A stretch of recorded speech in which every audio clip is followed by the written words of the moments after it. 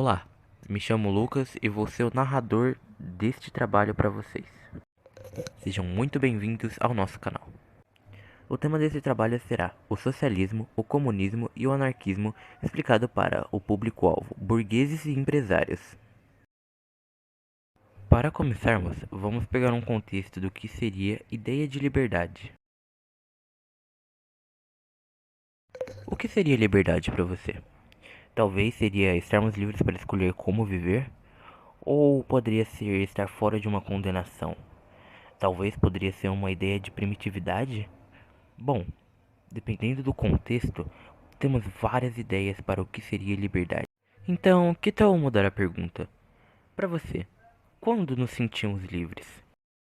Eu não vejo a hora de sair da casa dos meus pais. Daí eu vou ser livre para viver como eu quero. Pois eu digo que as mulheres só vão ter liberdade quando os homens sumirem. Isso porque ustedes no saben o que yo pasé para llegar al Brasil. Só me sentirei libre quando não existirem mais fronteiras no mundo. Observe que cada personagem tem um tipo diferente de conceito sobre liberdade. Então, podemos tirar a conclusão de que a liberdade é algo construído com o tempo e não algo generalizado, já que cada um tem um conceito diferente por histórias diferentes que viveram. Vamos falar um pouco sobre o financeiro para a gente ter uma ideia do porquê foi criado estas três ideologias. Se formos analisar sobre o capitalismo, que é o sistema no qual nós vivemos, vamos ver que um dos principais assuntos falados é a liberdade financeira. E o porquê disso? Bom, não queremos viver sob opressão, e para nós não sermos os oprimidos, nós temos que ser os que estão no topo, como uma hierarquia. Então, para isso, precisamos ser bem-sucedidos. Essas três ideologias políticas citam exatamente o contrário do que eu falei. Ao invés de lutarmos para estar num pódio, iríamos nos desigualar totalmente. E já que seríamos todos iguais, não existiriam as desigualdades sociais. Se analisarmos o gráfico abaixo, vemos que a parte vermelha, marcada pela classe D e E, são as classes mais baixas e que aparecem em maior escala no gráfico, ocupando mais da metade dele. Logo em seguida vem a classe C, marcada pela parte cinza do gráfico. Esta classe já aparece em uma escala menor.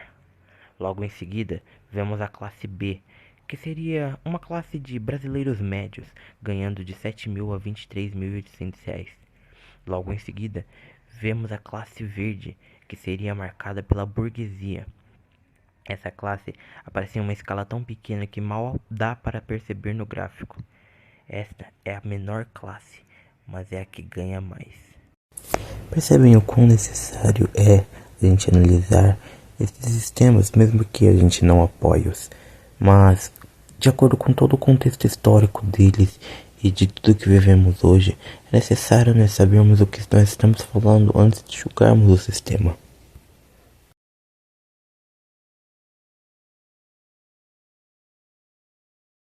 O socialismo, o anarquismo e o comunismo são opositores diretos do capitalismo. Ambos se debatem com ideologias totalmente reversas. Então, gente, acho que a gente tem que pensar mais na classe proletária. Verdade, também concordo com isso. Afinal, eles são a base do trabalho. Ainda acho que cada um tem um potencial para se cuidar e não afetar o outro. Olá, senhores. Sobre o que estão falando? Estamos falando sobre a classe proletária. Ah, esse povinho só serve para render lucros mesmo.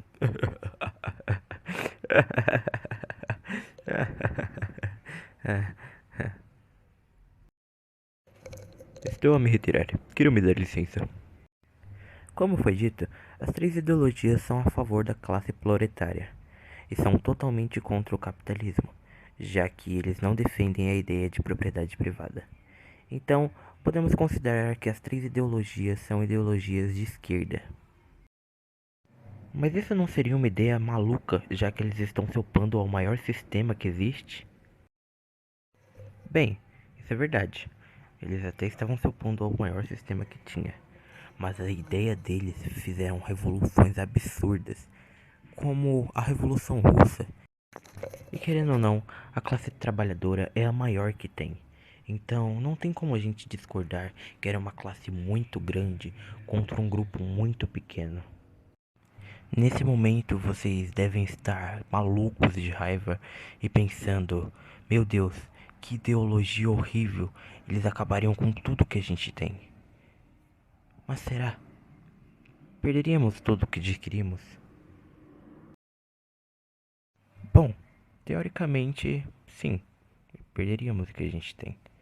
Todo o nosso capital acumulado seria exposto ao público e ele seria usado para a necessidade do povo. Mas parando para pensar por outro lado, a sociedade seria igualitária. Então não existiria esse negócio de diferenças ou mais, menos. Seríamos todos uma mesma classe. Agora surge mais uma dúvida. Como funcionaria essa ideia de propriedade comum? Bem, essa ideia de propriedade comum seria como se você não tivesse nada, mas ao mesmo tempo você tivesse tudo. Falando assim, parece ser uma ideia muito simples, mas na verdade é uma ideia muito complexa e existem várias dúvidas que são cogitadas até hoje em dia. Por exemplo, como executar essa ideia?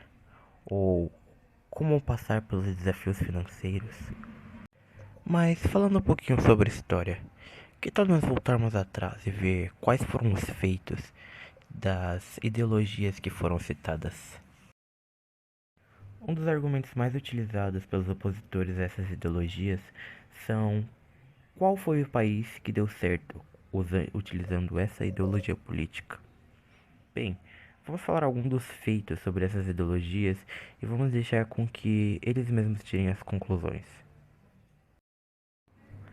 Ao falarmos de comunismo, a primeira coisa que vem à nossa cabeça é a URSS, liderada por Lenin, líder dos bolcheviques, que teve até que grandes feitos para a Rússia na época, como a Revolução Russa de 1917 ou a retirada da guerra. O socialismo e logo adiante o comunismo sendo as duas ideologias a serem implantadas no país pela primeira vez. Os desenvolvimentos industriais, educacionais e avanços sociais também são pautas abordadas pelos que defendem o comunismo. Entretanto, em contrapartida ao URSS, temos a União Soviética, liderada por Stalin, que foi o líder após a morte de Lenin. Bom, Stalin já entrou de uma forma meio errada, já que ele não aceitou a perca para seu rival Trotsky. Então, foi, digamos, uma tomada forçada. Também, depois de um tempo, tivemos um governo autoritário e totalitário, purgas políticas, campos de trabalho forçado e, por último, um dos eventos que mais foram absurdos para o tempo e para a história, que foi o Stalingrado. Bom, não vou entrar a fundo sobre esses eventos, porque são eventos históricos com uma explicação muito longa, mas foram eventos cruéis e podemos dizer que a URSS acabou se tornando perto de um fascismo. Ok, eu já falei muito sobre o comunismo e o socialismo está envolvido no meio. Mas e quanto ao anarquismo? Bem, o anarquismo teve muita influência nos séculos 19 e 20. Ele influenciou muitos países por ser uma ideologia unitária, então ela acabou levando a muitas revoluções.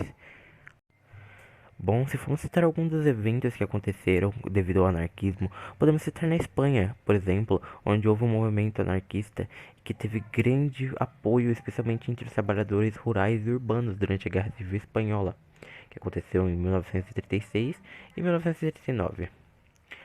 Também podemos citar na Rússia, onde o anarquismo foi especialmente influente durante a Revolução Russa de 1917, com diferentes correntes anarquistas participando ativamente dos eventos que levaram à queda do cesarismo. Na Itália também tivemos um anarquismo que teve um forte apelo entre os trabalhadores e camponeses. E podemos citar em especial os líderes anarquistas como Mikhail Bakunin e Enrico Malatesta.